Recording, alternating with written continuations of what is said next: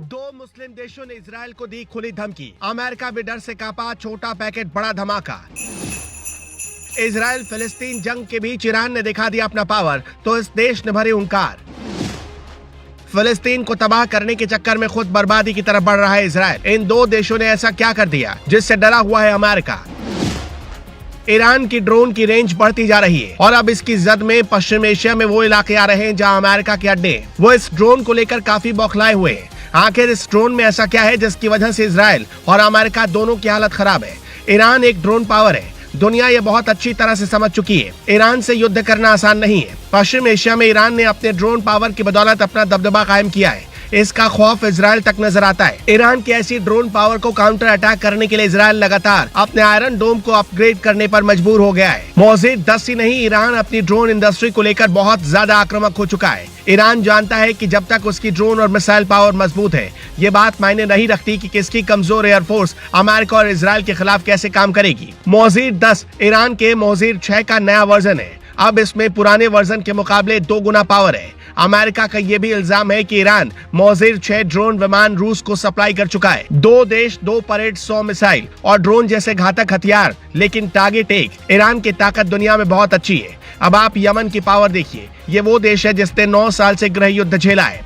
वो अपनी ताकत दिखा रहा है। यमन वो देश है जिसने पिछले 8 वर्षों से सऊदी अरब और उसके 8 साथी देशों से जंग लड़ चुका है। इस युद्ध में उसके साथ अमेरिका भी रहा, ब्रिटिश भी रहे। इस युद्ध में अमेरिका और ब्रिटिश भी इजराइल को यमन के खिलाफ मदद पहुंचा रहे हैं। युद्ध की ऐसी ललकार, ऐसा गुस्सा, आप इसे पश्चिम एशिया कहकर बुलाए या फिर मिडिल ईस्ट, लेकिन नाम कुछ भी हो, इस वक्त दुनिया का सबसे खतरनाक इलाका अगर कोई है तो यही जमीन है। लेकिन एक बार फिर ईरान और यमन ने अपना परेड दिखाकर बता दिया कि इजराइल और अमेरिका के खिलाफ किसी भी वक्त युद्ध कर सकता है। अगर ये कहा जाए कि ईरान और यमन ने मिलकर डबल धमाका कर दिया तो कतई गलत नहीं होगा। जब से यमन और ईरान ने मिलकर एक साथ 2 परेड निकाले, तब इजराइल और अमेरिका डरे हुए हैं। यही 2 दुश्मन है जिससे ईरान अपना हिसाब बराबर करना चाह रहा है। सऊदी अरब से दोस्ती के बाद ईरान के पास 2 ही बड़े चैलेंज हैं, अमेरिका और इजराइल, जिसको लेकर ईरान के प्रधानमंत्री ने खुले तौर पर कहा कि हम हर तरह से तैयार हैं। अगर हमें आंख दिखाई गई तो हम पीछे नहीं हटेंगे। ईरान अपनी वार्निंग को हमले में बदलना बहुत अच्छे तरीके से जानता है। इस बात से इनकार नहीं किया जा सकता क्योंकि ईरान ने ऐसा करके दिखाया है। ऐसा उसने जनरल सुलेमानी की हत्या के बाद करके दिखाया था। साथ ही यमन में जो परेड हुई उसने ईरान की ताकत को और मजबूत कर दिया। यमन वो देश है, इसके ज्यादातर हथियार ईरान से ही सप्लाई किए गए। यमन के इस मिसाइल का नाम तूफान है, जो 1000 किलोमीटर की दूरी पर भी वार कर सकती है। इस मिसाइल से यमन ने सऊदी अरब को कई बार डराया है। इजराइल को भी लगता है कि यमन कभी भी हमला बोल सकता है। कल तक हथियारों के मामले में पूरी दुनिया को अपनी दोस्त दिखाने वाले इजराइल को अब चारों तरफ से घेरने का प्लान चल रहा है, जो इजराइल को छोड़कर उन देशों तक जा पहुंचा है जो ईरान के लिए खतरा है।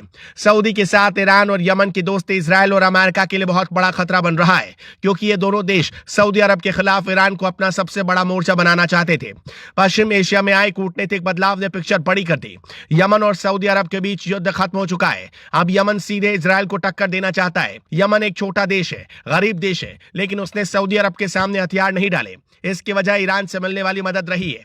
ईरान ने अपने मिलिट्री पावर से इजराइल और अमेरिका दोनों को डराया। तेहरान में हुई एक छोटी सी परेड ने इसका एक मॉडल दिखाया है। इसलिए बड़ी पिक्चर में जो खतरा मंडरा रहा है उसमें ईरान इजराइल के लिए बड़ी मुसीबत बन रहा है। इन दोनों की दुश्मनी किसी भी वक्त युद्ध में तब्दील हो सकती है। इसमें कोई शक नहीं कि पश्चिम एशिया में ईरान और इजराइल एक दूसरे के सबसे बड़े दुश्मन है। दोनों भी हमेशा एक दूसरे को मिटाने की कोशिश में लगे रहे।